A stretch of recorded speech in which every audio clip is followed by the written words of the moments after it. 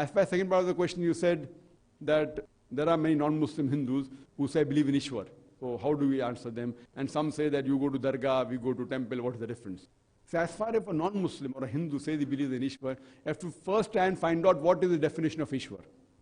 If his definition of Almighty God, Ishwar, fits in the definition of Surah Ikhlas, chapter number 112, verse number 1 to 4, which says, Qul huwallahu ahad. Say he's Allah one and only. Allahu samad. Allah the absolute eternal. Lam yalid walam yulad. He begets not nor is begotten. Walam yakul lahu kufuwan ahad. There's nothing like him. If that definition of Ishwar which he believes in falls in this four-line definition of Surah Ikhlas, we have no objection in accepting that person as to Almighty God, Allah subhanahu wa ta'ala. If it doesn't fall, then it's a false Almighty God. As far as those people going to Dargah, see anyone, whether he calls himself by any name, whether he calls himself by Abdullah, Zakir, Muhammad, Sultan, just by giving a Muslim name, a person does not become Muslim. So a person goes and worships anything besides Allah subhanahu wa ta'ala, it is shirk. So if someone bows down to an idol, it is haram. If he bows down to a dead man, also it's haram. To a living man or to a grave is haram. So if someone does shirk, means worships. So if someone goes to Dargah and worships the grave, it is haram. Asks from the grave, it's haram. But someone goes to the grave and does dua for the person, asks for forgiveness for the person who has died from Allah subhanahu wa ta'ala, it is fine. So if you go to a grave and ask for maghfirat of the person who has died, maybe your father, your grandfather, great-grandfather, or a person you think is very holy, you can ask for forgiveness for that person to Allah subhanahu wa ta'ala. You can pray for him, but you can't pray to him. So if you pray to anyone besides Allah subhanahu wa ta'ala, that becomes shirk, irrespective of the person doing has a Muslim name or not. The person goes to Dargah and prays to anyone besides Allah, it is shirk. Hope that answers the question. Any sisters have any questions? Assalamu alaikum. Wa alaikum assalam wa barakatuh. Writing a script for a play or a skit having more of entertainment and less of message, will that be encouraged in Islam? The sister has a question that if you write a script or a play which has more of entertainment value, less of Islam, is it allowed? See, best is to write a script in which a person comes closer to Allah subhanahu wa ta'ala. That's the best. But if you write a script which has entertainment value, which is not forbidden in Islam, or has entertainment value which is not haram in Islam, it is mubah. Writing that script is also mubah. If all the activities of the play, the script, the actors, the message, if not a single portion, not 0.01 portion of that play comes under haram activity, then that play per se becomes mubah. Mubah means optional. But if you write a script which has an Islamic message, part Islamic, part entertainment, or two in one, that is the best. But even if you write a script which doesn't have any haram element in it, and if you write a script only for entertainment value, that comes under the category of halal entertainment. So if it is a halal entertainment without Islamic message, but not having even 0.001% of haram portion in it, writing such a script becomes mubah, allowed in Islam. But preferable is give an Islamic message. Hope that answers the question, sister. Any brothers have any questions? Yes, brother. Assalamu alaikum. How do we dawah to the deviant sects in Islam? How do we dawah to them? Brother has a question that how do you do dawah to the various sects in Islam? Whichever sect is there in Islam is clearly mentioned in the Quran in Surah Al-Imran, chapter number 3, verse number 103. وَاتَصِمُوا بِحَبْلِ اللَّهِ جَمِيعًا وَلَا تَفَرَّقُوا. Hold to the rope of Allah strongly and be not divided. So Allah says, hold to the rope of Allah. The rope of Allah is the glorious Quran. The glorious Quran and the Sahih Hadith.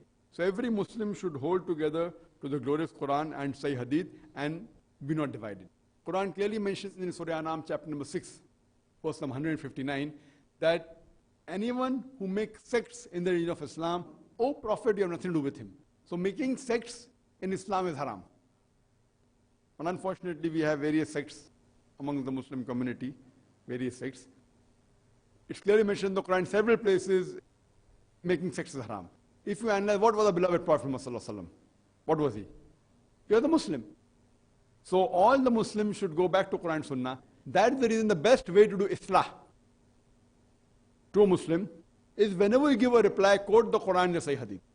So once you start giving references, the people will come to know the truth from falsehood. So whenever you give a reply, always follow up with proof along with references. Many of the speakers, they give answers without referring to Quran and Sunnah, without giving references. So when you make it common in the general masses, that whatever answer you give, back it up with proof, with reference and quotation from Quran and Sunnah, there are chances it will come back to truthful. And Islam is only one. It's not divided. Though our beloved Prophet Muhammad said, it's hadith, a Sahih hadith of Tirmidhi, he said that there will be 73 sects in Islam. The Prophet didn't say you should make. There will be, out of which only one will go to Jannah. The people ask which one? He said those who follow the Prophet and the Sahabas. So all those who are on the straight path, following Allah and His Rasul, and the beloved Prophet said that if you do not find in the Quran or in the Sunnah, look in the next generation, the Sahabas. If you don't find there, then look in the next generation. Then the next. That is Sahaba, Tabain, and then Tabi Tabain. So for example, for any proof or hujjah, we look into the Quran. If you don't find the Quran, look into the hadith of the Prophet Muhammad, say hadith. If you don't find there, then the lifestyle of the Sahabas, then the Tabain, then the Tabi Tabain. So if you follow this, you're on the true path. Anyone who deviates from this path is not following true Islam. Hope that answers the question. Yes, brother. Assalamu alaikum. You have just mentioned one hadith which says that there will be 73 sects in Islam. This hadith doesn't mention any time, exactly at what time it will be, whether in the, just after the Prophet Muhammad sallallahu alaihi wasallam, or after 1 century, or a 10th century, or 20th century. It doesn't mention any time, or whether all 73 will be there at a time, or it will be spreaded over till Qiyamah. So my question is, how useful is this hadith to mention or to quote when it doesn't specify anything which is going to help anyway? The brother has asked a question that this hadith, that there will be 73 sects, does not specify the time. Will it be together? Will it be in the 12th century or 13th century? I am saying the hadith says there will be, there will be. Surely it will be before Qiyamah. Now I am asking the question, even if it specifies, will it make a difference? If the hadith specified, suppose, for sake of argument, there will be 73 sects in the 12th century. Fine. It will continue. So for today, irrespective whether there are 72 sects, or 50 sects, or 30 sects, the Quran says don't make sects. So you should be more interested in following one which is on the straight path, that is Quran and Sunnah. I am not bothered whether there are 72 or 150. Suppose I tell you today there are 53 sects. Will it make a difference to you? So irrespective whether there are 2 sects today or 73 sects, 2 sects or 73 sects, your amal remains the same. You have to follow Quran and Sunnah. So what difference does it make? So the message is clear that there will be many sects. 73 is the number put by the Prophet. But even whether it is 50 or it is 30, your rules and guidance remain the same, it does not change. So for us the message is clear that there will be many sects. You don't have to get involved in the sects. The one who is on the true path is the one who does not make sects. The sect which is on the true path is the one that does not make sects. Who says that? Quran says that. Surah An-Nam chapter 6 verse 159. So if you tell that the hadith doesn't carry weight, it is illogical. The hadith is sufficient. It is an evergreen hadith. Evergreen means it applied at the time of the Prophet, it will apply today, it will apply till Qiyamah. Because the logic is the same. If you would have mentioned the time, then it may have been time bound. Then somebody said, okay, Prophet said 12th century, now in 21st century it may not be there, it may be there. So the Prophet's hadith is, mashallah, he is much more intelligent than you and me. So what he has said is, alhamdulillah, perfect. It's an evergreen, it can be applied to all times. And irrespective whether they live today, or tomorrow, or yesterday, the hadith is applicable. It's telling us to go back to Quran and Sunnah. Follow Allah and His Messenger and the 3 rightly guided generations. Hope that answers the question. Any sisters have any questions? Assalamu alaikum. Wa alaikum assalam. This is reference to the hadith where Prophet ﷺ said that on the day of Qiyamah, unhorned animal will take its revenge with the animal not having a horn, and then they will become dust. Now, do the animals have the concept of morality or something of oppression kind of? Do they have the choice?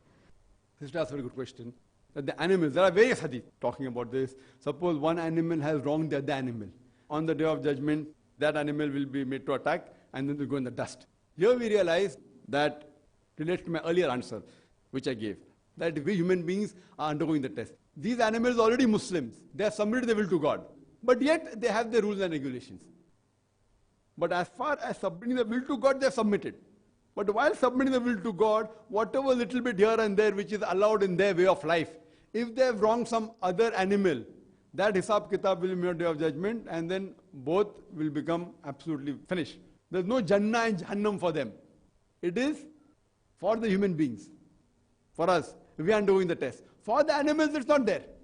That they are already Muslims. They are submitting will to God. So for them, they'll just pass the test.